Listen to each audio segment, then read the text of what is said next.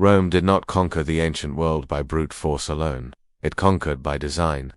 From the moment a legion marched into foreign territory, the outcome was rarely in doubt, not because of sheer numbers, but because of a system so disciplined and adaptable that it could absorb cultures, crush rebellions, and turn enemies into allies. By 117 AD, under Emperor Trajan, this system had carried the empire from the scorching deserts of Arabia to the mist-shrouded highlands of Scotland, binding 80 million people under Roman law, moving them along Roman roads, and taxing them in Roman coin. Every victory fed the machine. Every new province became another cog in the imperial engine. Yet Rome's dominance had not always been certain. In 390 BC, the city was sacked by the Gauls, a humiliation that seared itself into Roman memory. From that disaster, they rebuilt not just their walls, but an operating system for Empire One that made conquest repeatable. 3 pillars supported it: military integration, where conquered forces were restructured into Roman command; an infrastructure web, where roads, forts, and cities served as instruments of control as much as commerce; and cultural absorption, where the defeated were gradually turned into Romans in language, law, and loyalty.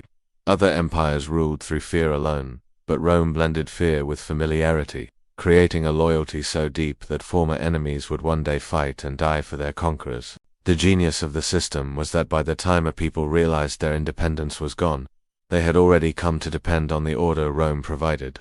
Yet the very framework that built the empire would, in time, plant the seeds of its decline. In the next chapter, we will step inside the first pillar, the Roman military machine that made conquest not just possible, but inevitable. The Roman military machine, the heart of Rome's hidden system, was its military machine and institution as much about discipline and engineering as about killing. A Roman legion was not a mob of warriors.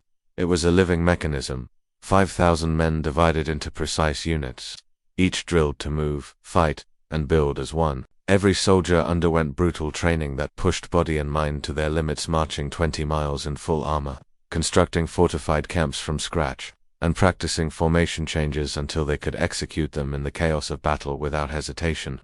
Weapons were standardized, armor meticulously maintained, and tactics constantly refined. The testudo shield wall, the triple line formation, and the coordinated use of artillery on the battlefield gave Rome a tactical edge that few enemies could match. But the genius of the legion was in its adaptability.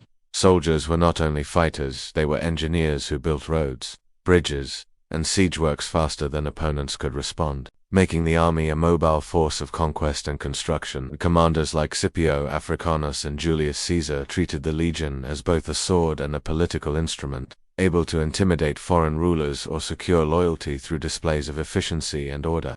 Defeated enemies were sometimes recruited into auxiliary units, offering them pay, citizenship, and a path into the Roman system while strengthening the army with local skills and knowledge. The legion's presence in newly conquered lands was more than military, it was psychological. The sight of their disciplined maneuvers, glittering armor, and unbreakable formations projected an image of unstoppable power. This was not an army that came and went. It stayed, dug in, and reshaped the landscape in Rome's image. And once the legions arrived, the next phase of the system would begin. The infrastructure web that bound conquests permanently to the empire.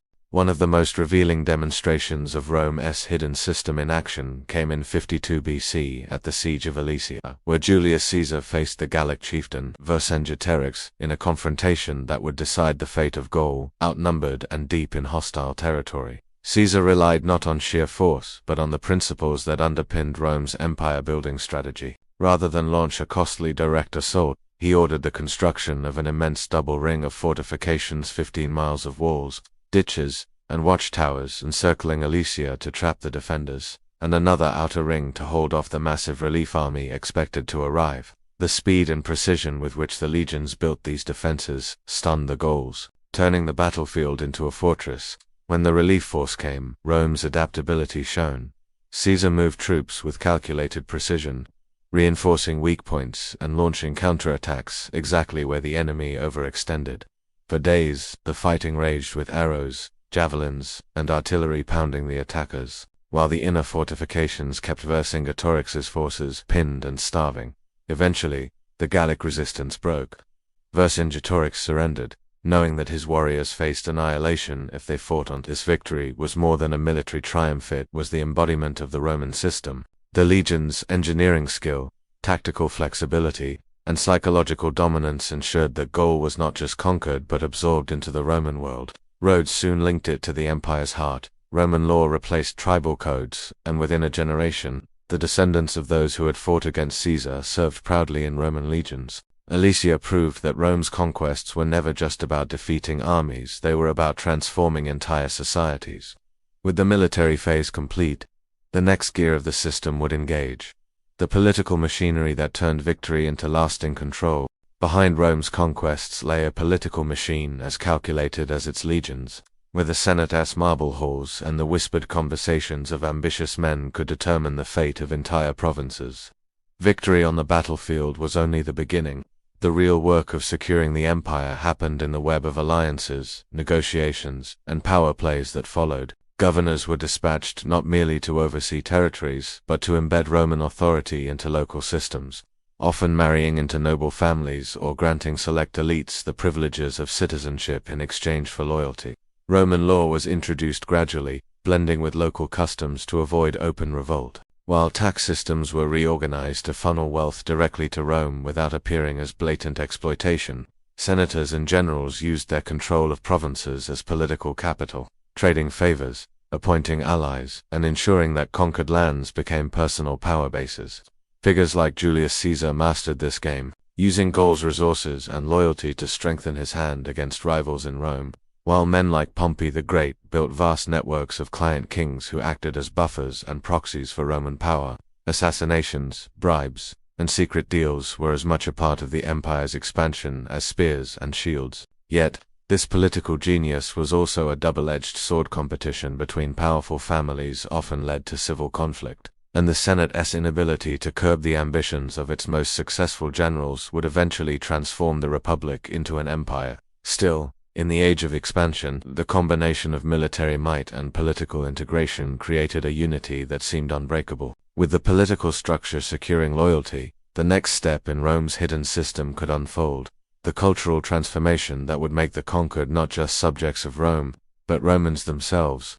Once the legions had secured the land and the politicians had tightened Rome's grip, the most subtle yet enduring phase of the hidden system began: cultural absorption. Rome understood that lasting control depended on more than soldiers and laws. It required reshaping identity itself.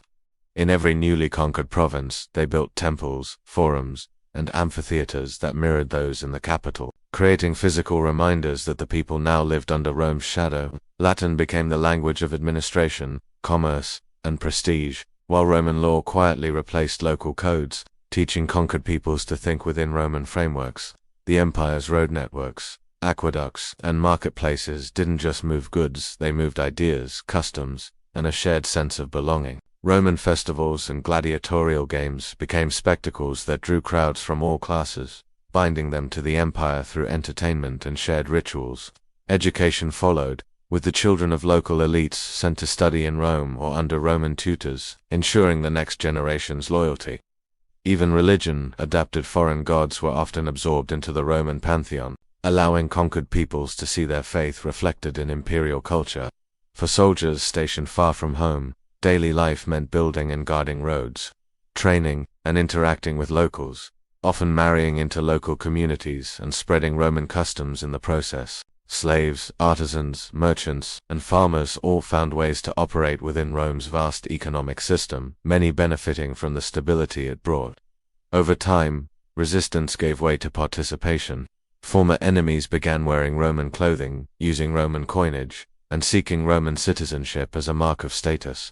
This cultural integration was the empire's quietest weapon, one that made rebellion less likely because the people no longer saw Rome as foreign. Yet history would show that this blending of worlds could also blur Rome's own identity, setting the stage for its greatest turning points.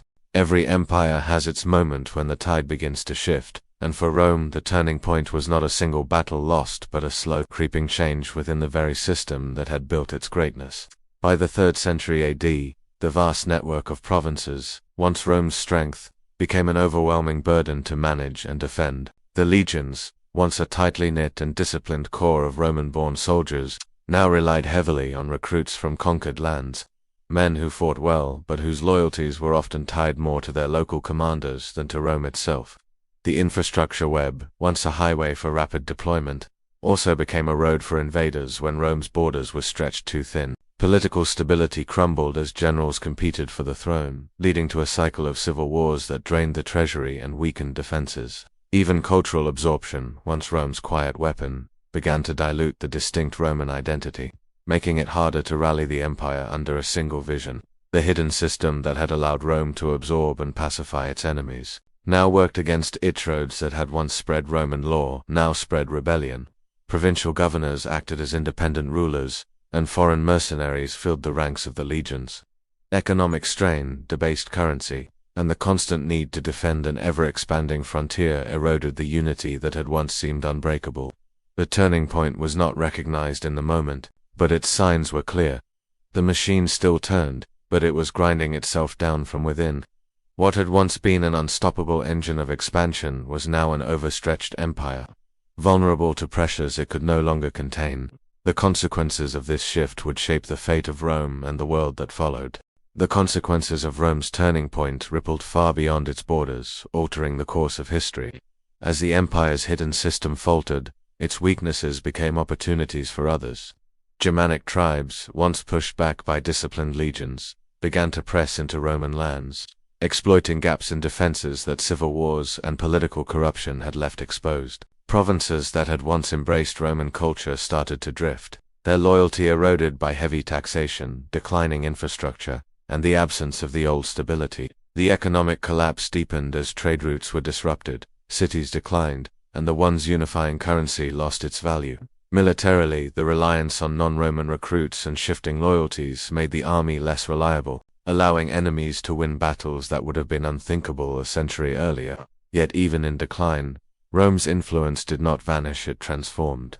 The legal codes, architectural styles, engineering methods, and language the empire had spread became the foundation for future European kingdoms and the Byzantine Empire, which carried on much of Rome's legacy in the East. Christianity, which had once been persecuted, rose to become the unifying religion of the empire and beyond, reshaping cultural and political life for centuries. In many ways, the very systems that once held the empire together, roads, laws, administration, outlasted the empire itself, becoming the skeleton on which medieval Europe was built. The fall of Rome in the West in 476 AD was not an abrupt collapse, but the final stage of a long transformation where the Roman world evolved into something new. The hidden system's impact was paradoxical. It had both created an empire and ensured that, even after its political structure crumbled, the Roman way of life would echo through history. The question that remained was not whether Rome had fallen, but how much of it still lived on. The hidden system behind Rome's empire-building strategy remains one of history's most enduring lessons in power, organization, and adaptation. At its height, Rome demonstrated that the strength of an empire lies not only in its armies, but in its ability to weave military might, economic infrastructure, political control, and cultural integration into a single, cohesive machine. The Romans mastered the art of making conquered peoples stakeholders in the empire's success, ensuring loyalty through roads, trade, law, and shared identity.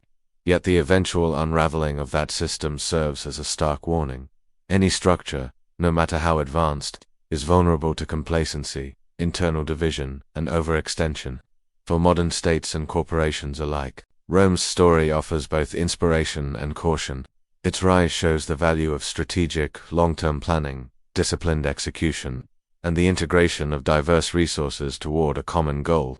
Its fall warns against neglecting the human element, morale, trust, and unity that holds even the most sophisticated systems together. Today, echoes of Rome can be seen in global alliances, multinational companies, and nations whose power rests on complex networks of trade, infrastructure, and culture. The concept of projecting influence far beyond one's borders through a mix of force, diplomacy, and integration is as relevant now as it was 2,000 years ago. In many ways, the Roman model still shapes our world, its roads replaced by digital networks, its legions by modern militaries, and its laws embedded in our legal systems. The true legacy of Rome's hidden system is not just in the monuments it left behind, but in the blueprint it provided for building and sustaining power on a global scale. The empire may have fallen, but the principles that once made it great still march on, quietly influencing the course of civilizations yet to come.